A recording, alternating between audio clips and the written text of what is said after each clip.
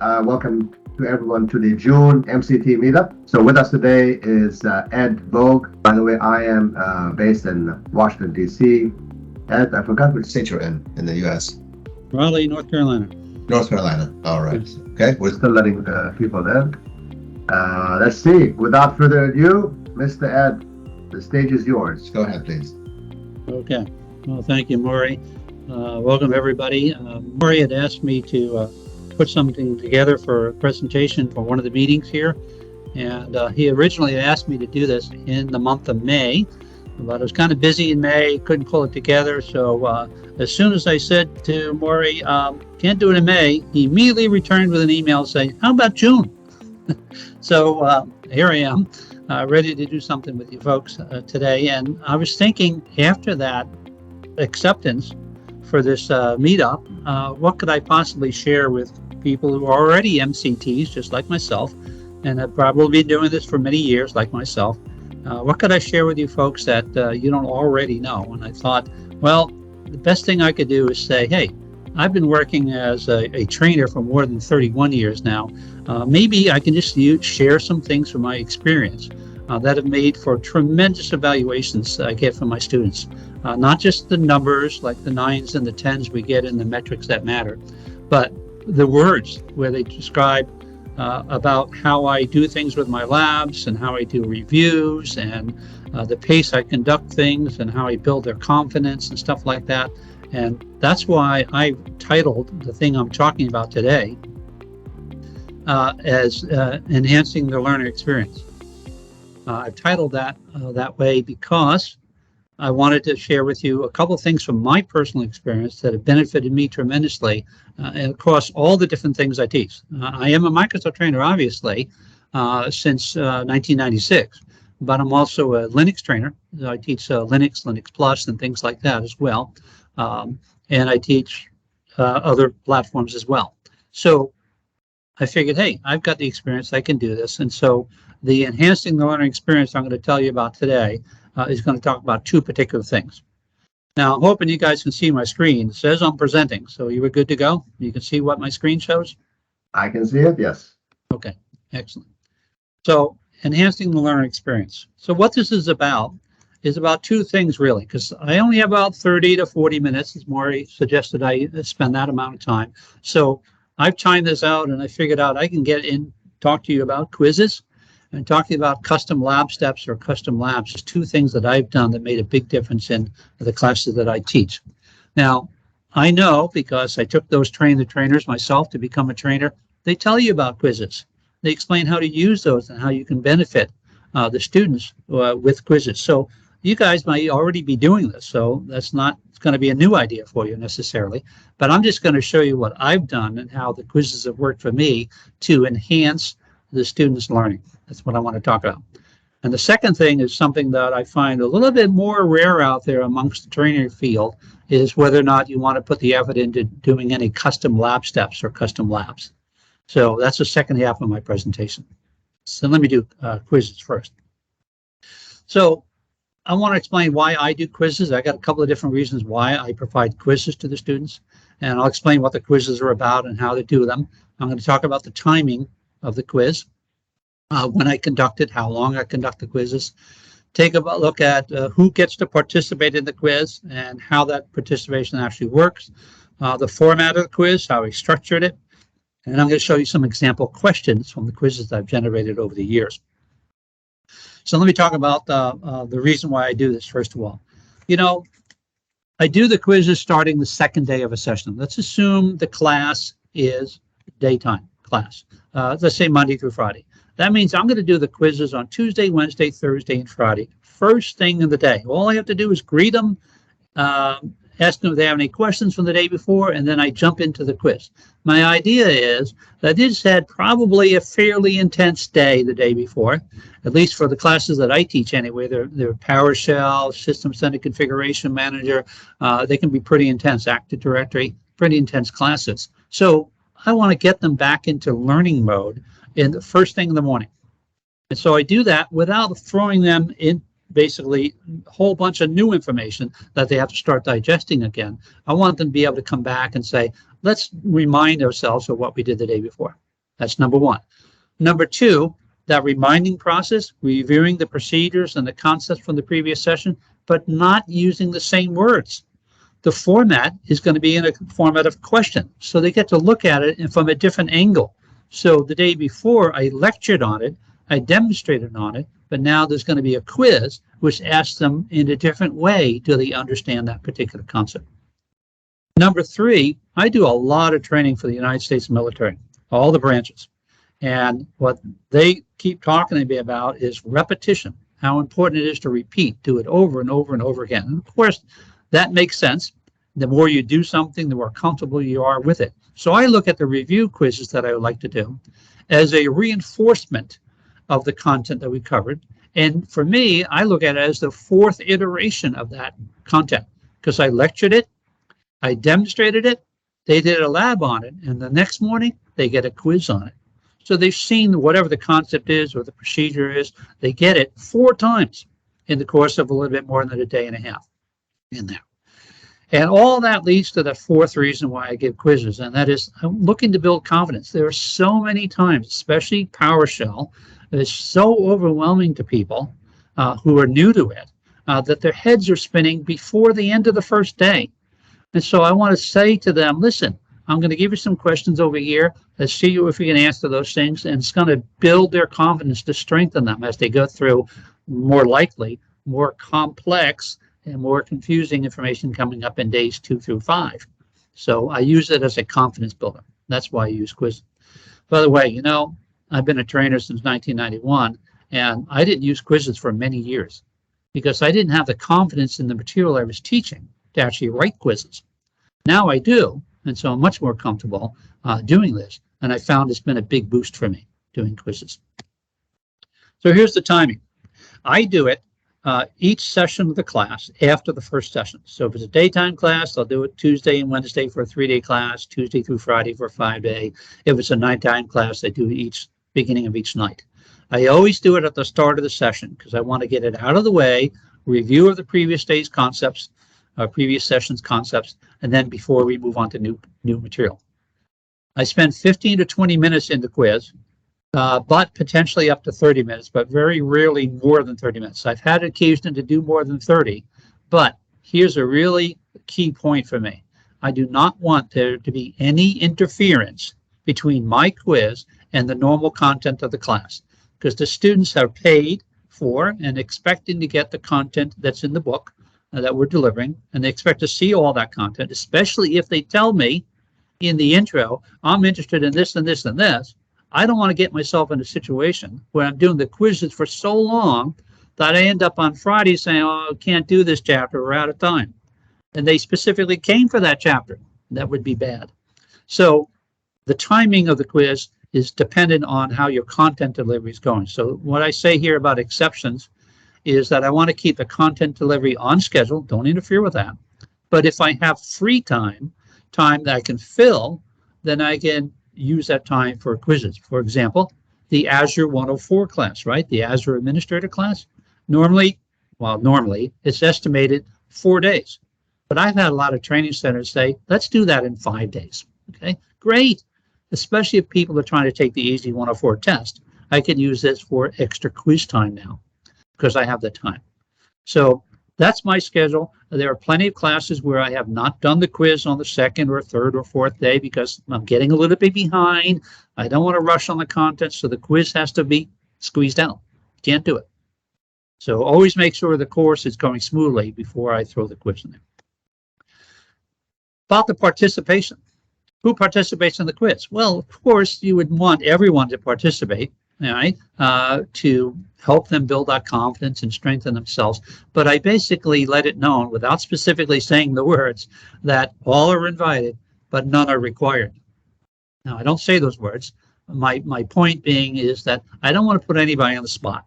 I'm sure there are going to be people in the class that are uncomfortable answering questions in an oral format, for example. If you're on premises, you're in the classroom, for example, and they have to shout out the answers, people are uncomfortable doing that in front of other people. Some people are. I was. When I was growing up in high school, I never wanted to answer questions in class.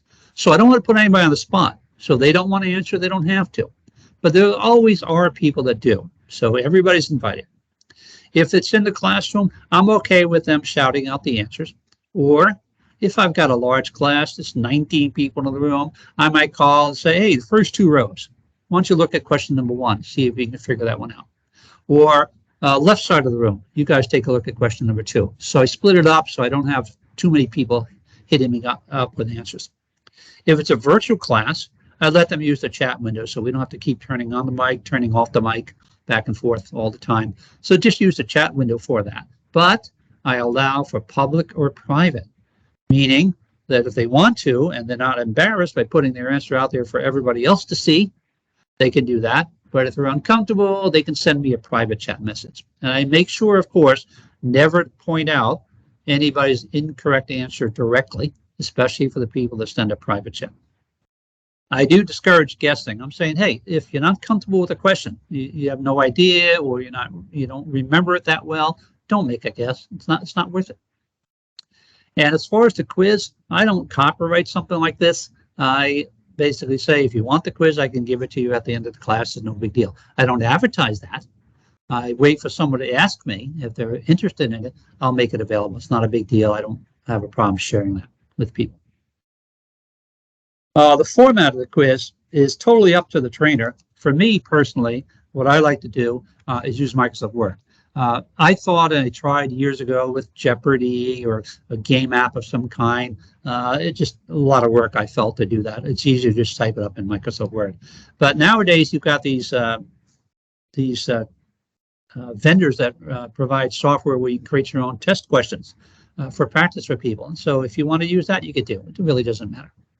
In terms of my question choices, I use multiple choice, ordered list, and fill in a blank. Although fill in a blank I really did for the Linux people, because the Linux training, the Linux Plus, they used to ask fill in a blank questions on the certification test for CompTIA. I don't really do that for the Microsoft ones. I do multiple choice and ordered list. And I try to provide some type of hint at a performance-based question. What I mean by that is I try to write a question that would indicate they actually have to type some commands to get the answer. Now, Microsoft hasn't been real big on pulling off exams, for example, with performance-based questions. They haven't been real good at that. But other vendors are capable of doing that. And so I try to create something like that to see if they know the commands that they can generate to come up with the answer to the question. My questions are simple questions, 1 or 2 lines of information, plus short answers. A complex question, probably more like a scenario than many case studies. You know, case studies are large, they take many screens, nothing like that. But it's more like a scenario with about 4 or 5 sentences maybe, explaining a situation and what I want them to accomplish. And the test-like questions, because I've been through more than 220 tests in my 31-year career, I know how the tests are worded. I know how Microsoft does them these days. And I've got an example of one of those coming up here to show you. It requires that they can read the question. They can filter out information that's not important. They can comprehend what I'm trying to accomplish. And then they can look at the answers and figure out what the deal is.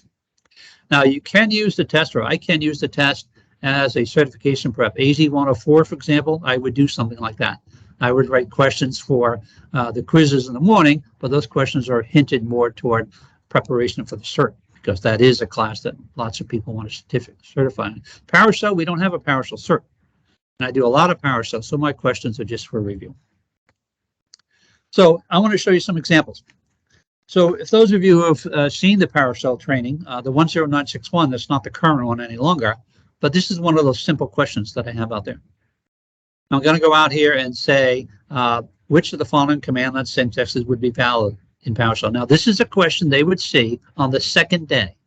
My expectation is, if they can answer this, is they remember that what I taught on the first day was the PowerShell command syntaxes are verb or verb-like word indicating an action, followed by a hyphen, followed by a singular noun, which indicates an object or a resource you're working on. So they would look at this and say, well, A and B is out, because I remember Ed saying verb hyphen singular noun. So A and B are out.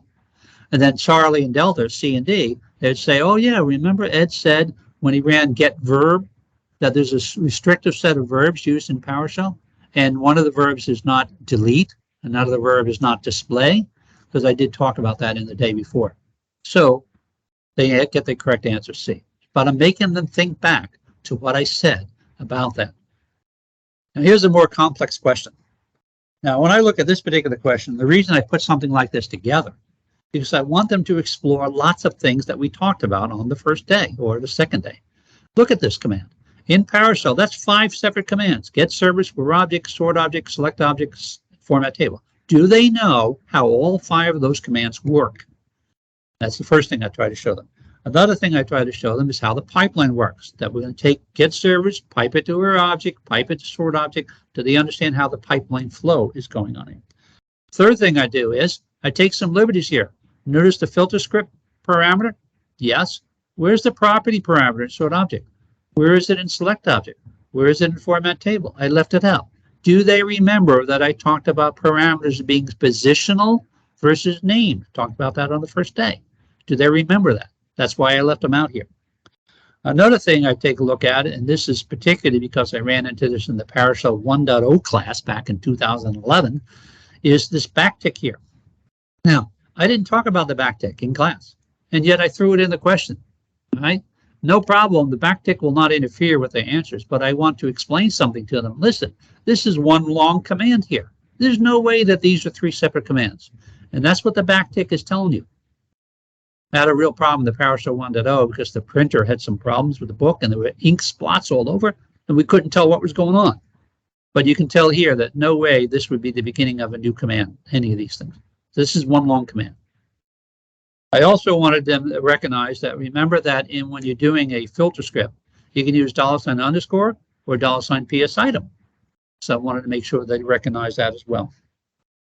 And one last thing on this is I'll ask them another question after they get the answer. I'll further explain this and say, okay, great, you got the answer, it's D. D is the correct answer. And then I say to them, what about that format table? What did that command do for us? And the answer is it did nothing for us. Because that format table star says, show me all the properties. But select object says, only name, status, and service type properties. That's it, just 3. So this doesn't get me anything. Does it get me a table? Select object already built as a table. So this is a redundant command. So I wanted them to see that as well in terms of efficiency. Why bother to type format table? Get rid of it. Not necessary. All right, this question here, and those of you who have seen these types of questions on the test, you know what I'm talking about with this one. We get 2 or 3 or 4 of these questions on a Microsoft exam. And they're all the same situation, but with a different solution. And the question is, will it achieve the goal? On this actual test, my practice test I have for this, I have 4 of these. I'm just showing you one, right? I've got 3 other ones out there. And now what I'm asking them is, do they understand how we're populating this service.txt file by piping 2 strings in it through alpha? How we're reading it into the pipeline? How we're iterating through now each of the objects in the pipeline, which are the 2 server names, iterating through and installing the Windows feature. Will this solve the problem? Will it achieve the goal? The answer is yes, it will. Okay, but do they understand $_? Because for a day and a half, or a part of this first day, we kept saying $_ property name, $_ method. Well, when did we ever use just $_ by itself? We didn't. So do they understand this is the entire object that's in the pipeline? So I make them think about this and also look and see what's important here. The fact that I've got 3 domain controllers named DC1, DC2, DC3, that doesn't mean anything. That's irrelevant to the question. So filter it out. All right. So that's what I'm doing with a question like this, is test-like, because this is what I've seen on Microsoft exams, to let them figure out a little scenario here, if they will, and throw that all together. Will it achieve the goal to install the network load balancing service on their servers? And it will. All right, this is one I found an old exam I had, the 7410 Windows Server 2012. I found this in my files. So this is a long time ago, but this is a complex test-like question. And this would be, if you, and you remember this on the Microsoft exams, how the left-hand part of the screen has these rectangular boxes with different syntax in there. And then you have to drag them over to the right-hand side and put them in the correct order. So I got 6 items over here that would be in rectangular boxes on the live test. And then you would drag 3 of them over to the right-hand side and put them in the right order. Okay. So this is Microsoft Word. I didn't really have, I copied this from Microsoft Word over here to PowerPoint. I don't really have that flexibility to do the whole rectangle thing. So I just tell them, here's the 6, figure out which 3 in what order, and you tell me the numbers. Okay, that's how we do it. On the test, it would be using the boxes now. Okay, so those are some examples. Now, I have a few other examples, but these are Linux, so these are not Microsoft, but here's an example of a Linux simple question, simple wording, simple answer. And here's one that I wanted to hint, because I don't have a Microsoft example for you on this one, of what I would call a performance-based question. Okay, now, it's not perfect, all right, because, again, I'm dealing in Microsoft Word. But look what I got here. Here's a question I'm asking. To investigate a problem, the user says they cannot connect to the internet. So you know that if someone comes to you and says, I can't get connect to the internet, there's some commands you're going to need to run. And there's some questions you're going to ask, right? Can anybody else connect to the internet? Right? You might ask that first, right? Because if everybody's got the problem, then you know the problem is bigger than the one user, of course. But let's say it's just the one user, right? Well, what's the problem? Well, here are the answers. IP6 address is invalid. The hardware broadcast address is invalid. The hop count is unreachable. The default gateway is on another network. So what I'm saying to them is I'm giving them the situation here. They can't connect to the internet. Here are the choices as to what the problem is. Now you go figure that out. Because this is Microsoft Word, though, they don't have a chance to enter a simulation, so I do it for them. I type the command to show IP addresses in Linux and the command to show the routing table in Linux. If this was Windows, I might do ipconfig/all, and this would be get net route or route print, something like that. And they would look at the information that they typed and find out, oh, it looks like my broadcast address is okay, my IP6 address, FE80, that's a linked local address. Yeah, there's nothing wrong with that. Those can't be the right answers, okay? I've got an IP4 address right here. That looks pretty good. Here's the answer. The default gateway is wrong. 172.17 is a different network than 172.16, 16-bit mask, right? Different network. That's the problem. The default gateway is wrong. And that's the answer. Answer D. Answer D. So, you know, if they run themselves into a performance-based test where they have to actually do things, this is my hint, except I had to give them the commands. Yeah. So that's my idea behind that. All right, the second half of the thing I wanted to share with you today is about custom labs. And this is the thing I think not as many people do. Quizzes, I think a fair number of people might implement that, but custom labs is a whole different feature here, different capability. I want to talk to you about why I do custom labs, how do I create custom steps or custom labs, tell you about the complications in doing this today. We definitely have complications of pulling this type of thing off today. Quizzes are easy compared to this thing. And I'll give you a couple of examples of some custom lab steps I've built. You know, all I can speak to in terms of my experience is what I've taught, all right? So I don't do SQL and SharePoint and some of those other things, but I know a lot of PowerShell. I've been doing PowerShell for almost 15 years. One of the things that we have in the PowerShell class is we explain to the students that, you know, you can protect your credentials by storing them in a file. All you have to do is create the credential and then redirect that into an XML file by using the command called export-CLI XML. And they're secure that way, okay? So that's what we tell them. I have a slide that says a couple of those things, but we don't actually have them do it in a lab, and I don't necessarily demonstrate it, although I have. So I might build some custom lab steps for explaining and exploring that concept a little bit further, more than the book did. The book had a paragraph on it. So I might build some extra steps to cover that a little bit more. Highlighting new concepts would be another thing. You know, I've been doing this long enough that I'm saying to myself, I appreciate everything that the author has put together, okay? However, maybe I could introduce this other new concept that they would like to see about, maybe because they've asked a question. So it's a new concept. It's not covered in the book anywhere. So it's some extra steps relative to a new concept. Now, I have to tell you, there's a warning on that one. I have to be careful with introducing new concepts because it's not something they agreed to when they came to class. It wasn't going to be part of the class. But many people have appreciated that I've done that. But I'll tell you what the warning is in here in a couple of months. So when I build custom lab steps, what I'm doing is taking a look at a topic that is only lightly covered in class, maybe a paragraph or two. They don't show any demonstration. They don't show any code. They don't have any labs on it. Think, hey, why not? If I have the time, I'll do something like this.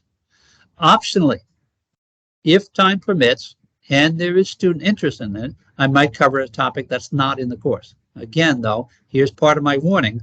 I don't want to pull something from another class.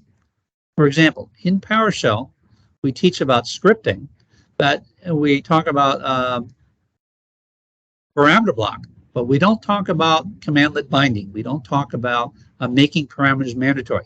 And the reason we don't is because Microsoft has that in the advanced PowerShell class. So they throw it in over there. But if I have time and there's student interest, I might pull something out, like parameter mandatory equals $true. I might pull that one out of the advanced class, but that's it. I don't do anything else. I don't pull out about positional parameters and accepting pipeline input or any of the other stuff.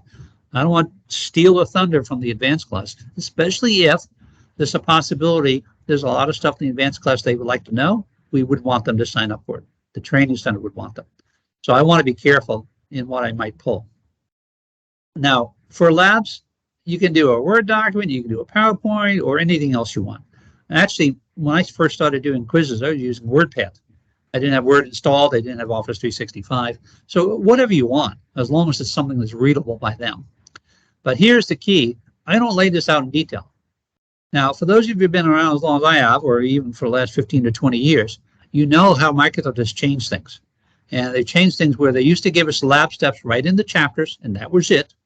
But then people got frustrated because they didn't know what to do. They got lost, and it really dragged the class down. So they wrote the lab answer keys that they put in the back of the book of the mock, right? So now the users, if they're really not feeling comfortable, couldn't figure it out, just go right to the back of the book and do the steps there. They're all explicitly laid out.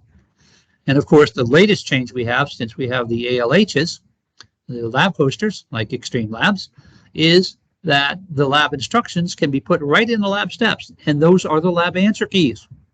Okay, so what I'm doing with my custom lab steps is I'm not giving them the lab answer key. I'm giving them the general information they need to complete the task, but they have to figure it out. Now, they need to use a lab module for this, for the class, and I'm suggesting they can use any previous lab module that has the necessary setup. Now, when I say any previous lab module, I don't let them choose. I tell them which lab module to use because I know what's necessary. I know what software needs to be in place, what things need to be configured. But I wanted to use a previous lab module. I do not ever want to go forward and say, okay, well, we just finished lab 5. I got these custom steps for you. I want you to do this up there in lab 9. No, I don't want to do that. Again, I do not want to interfere with any existing lab steps or any future labs, only things they've done already. So I need to go back and look at which lab has the necessary prereqs and do something like that. An example I have for that is the PowerShell class, right? If I wanted to do something involving the domain controller, a server, and a client, that would be probably module 2, because module 2 has you install IIS on server 1 in that particular class. Well, if I use module 1, I don't have the server, which means I can't do my custom lab steps that involve the server. So I need to be in module 2 for that one. So I'll figure that out when I write my lab and I tell them which lab to go into. Now, additional custom labs means not just a couple of lab steps, not 3 or 4 or 6 or 7 steps, but potentially a whole lab exercise with an exercise 1, an exercise 2, a task 1, a task 2. So much more complicated. Extensive exploration of a topic, okay? Again, document, PowerPoint, whatever you want to do. Don't lay it out in detail, any lab module, etc. But the catch with the custom lab is, since it's much more intense, is that I'd likely do that separately from the normal course content. And if I'm in a situation, for example, that it's 3:30, 3:45 in the afternoon, we're wrapping up at 4:30, I've got some time and saying to myself, you know, should I start the next module or should I wait? Do I have the time? Can I wait and do the next module in the morning? If so, I can throw an extra lab here for them to work on now. So they have 45 minutes left in the day, maybe they can do the custom lab. I like to leave it at end of day so that if somebody doesn't want to do it, they don't have to, or they have problems with it, they can't finish it, it's not a big deal. It doesn't affect the class. I certainly don't want to do a custom lab during class time and have 2 or 3 people doing that custom lab looking really great, one person struggling, and I hold up the whole class. That's not the point. I want the class to keep on moving, so this might be something that's going to be extra and on the side. None of these custom labs, by the way, are required. No one's required to do them. I say, hey, I have this lab here. You can see some of this interesting stuff if you want to do this. So I make it kind of an optional thing. All right, so here's our problems, our complications, right? If you happen to get to a place where you still have labs on premises, not using XtremeLabs or any ALH, you have the labs built into the Hyper-V environment in the training center. Well, if you're a contract MCT, you cannot easily add to that lab configuration. I know because I worked for training centers before and I built labs, and of course I had access to the machines so I could do whatever I wanted. Contract MCTs probably can't do something like that. Don't expect support from the training center, the IT department. What they build in terms of the lab environment is based upon the course setup and nothing else. So don't expect them to try to add stuff in. They don't really like to do that. Of course, on premises, this is not a complication with what we're doing. It's a complication in general. The labs are not available after class, right? Most training centers don't allow students to access the lab environment except when they're in the classroom. Can't do it after hours. And if you need internet access because you're doing something that requires a pull down from the internet, that may not be capable. They may not be set up in the lab environment on premises. Now, the virtual labs complicate that even more because now we clearly are limited with the configurations in the software. You talk to any ALH, and the same thing is they build the labs according to how the course author has written the labs. Now, I did this many years ago where I was trying something out, and I couldn't get it to work, and I was having an issue, so I contacted the ALH. In this case, it was Skillable, go Learn on Demand Systems, and I said, this isn't working. And you know what they said to me? What step in the lab is that? And I said, it's not a step in the lab. I'm the trainer, and I'm trying to make this work. And then they said, well, we can only support the lab steps. So I knew from that statement that I was never going to ask them again because they're not going to support it. Their job is to support the labs as they're written. So when I say no support from ALH, that's what I'm saying. Don't expect them to help you out with the custom configurations. Not that way. We do have time limitations on virtual labs, as you know, but we can also refresh or add time. I know, but it's irritating. Add 15 minutes, add 15 minutes, add 15 minutes. So that might be something that slows a user down as having time run out on them. So those are some complications that get in the way of doing custom labs and lab steps these days. So I want to give you two examples, and this is going to wrap up my presentation here. This is an example for the PowerShell, the one I was telling you about earlier, about the credentials, okay? What we talk about in the PowerShell class, even in the AZ-040 now, the newest PowerShell class, we cover this one, where we tell them how they can store their credentials securely. However, those credentials can only be used on the same machine in which they were generated by the same user, okay? So there's no lab steps for this. There's no demonstration for this. So I said, how about me? I'll create some custom lab steps. I'll tell you, you guys do this. Open your console session for PowerShell on client 1. Run the get credential command, specifying the domain admin credentials, but store that in a variable called $cred. Then I'll export those contents to this. Now, do I tell them how to do that? No, but the slide in the chapter said export-CLI-XML path name. So I said, go ahead and do that. $cred, pipe, export CLI, XML, etc. Then copy the cred XML file to the root of the C drive on London DC1. Do I give them the command? No. They're supposed to figure out copy item or the copy alias or the CP alias to copy. Then they need a source, cred.axml, and the destination is being the root of the C drive. They can figure that out. And then switch to the domain controller, open the PowerShell console, create a new variable called $cred, and import the credentials using import CLI XML. So again, I expect them to recognize import CLI XML. We covered this. Import CLI XML, export, we covered it in an earlier chapter, so they should know about this. So what happened? What happened is it fails. It doesn't work.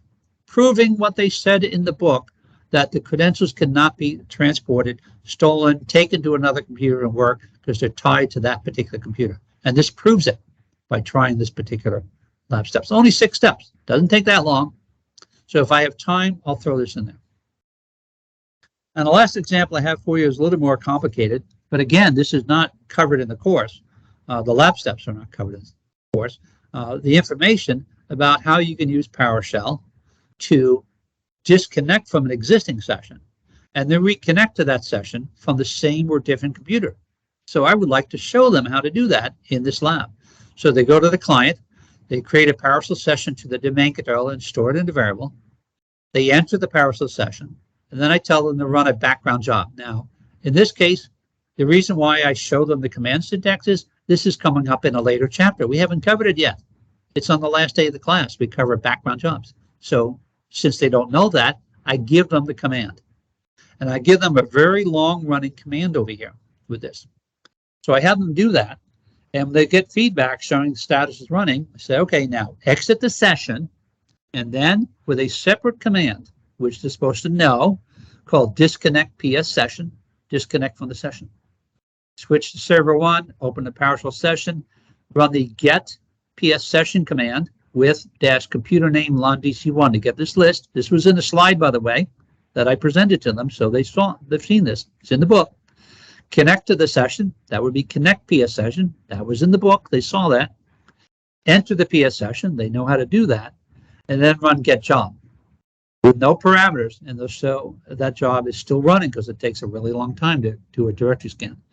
Proving where we did not prove it in the regular course and no demonstration by me, but proved that you can in fact disconnect from one computer and connect to that same session from a different computer. London client 1, server 1.